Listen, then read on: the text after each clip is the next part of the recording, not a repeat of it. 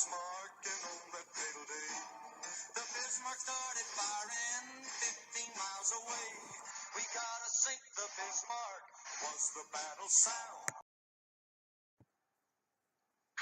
Let us therefore brace ourselves to our duty, and so bear ourselves that if the British Empire and its Commonwealth last for 1,000 years, men will still say, this was their finest hour. Winston Churchill was born in Oxfordshire in 1874. He wasn't a very good student and moved from school to school, but when he finally left school, he decided to join the military. He joined the cavalry in 1884 because the entrance exam was easier to pass than the infantry exam. He was made into a cornet, which is the lowest rank of a commissioned officer. Then in 1895, Churchill and other officers went to Cuba to write and learn about the war between the Spanish and the Cuban guerrilla insurgents. Then he went to New York, where he stayed with Burke Cochran, a member of the House of Representatives. While there, Churchill learned oratory and politics. After going back to Britain, he traveled down to India in 1896.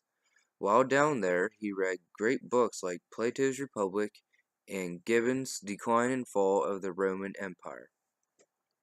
Then he reviewed old Parliament discussions for the last 20 years and would write down what he thought about them.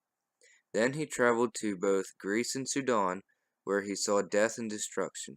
Then he was paid to go report on the war between Britain and the Boer republics.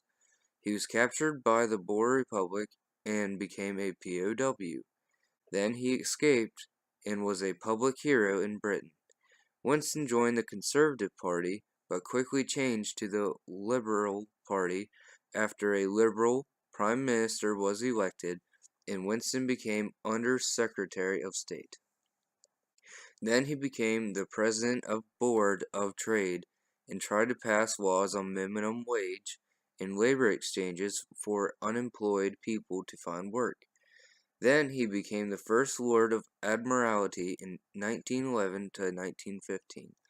He pushed for oil-powered boats, Air Force building, and building the first British tanks. During World War I, he became the Lieutenant Colonel in charge of tanks. He went back to Britain in 1916 and became the Minister of Munitions. In 1919, he served as a Secretary of State for War and Air. In that time, he was the main creator of the 10-year rule.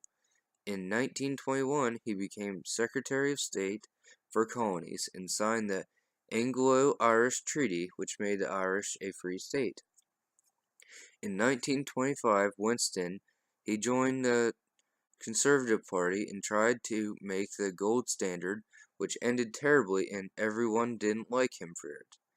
During the general strike of 1926, Churchill moved to have machine guns and armored tanks to protect people from the protesters, and people didn't like him for that either, because he could have made everything violent. In 1932, Churchill became the president of the new Commonwealth Society and spoke out against communism.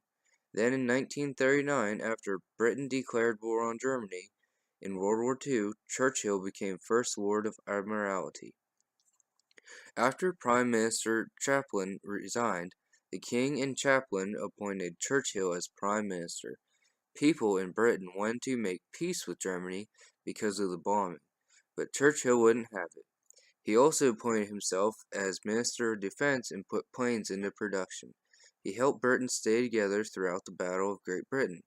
Churchill also had great relations with Roosevelt, who sent food and supplies. Even though Churchill hated communism, he sent tanks to help Russia. Then eventually German surrenders to the Allied powers and the bombing stopped.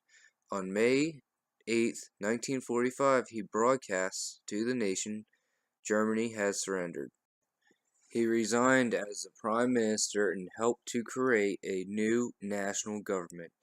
Then in 1951 to 55, he became Prime Minister again, and then died 10 years later from a stroke.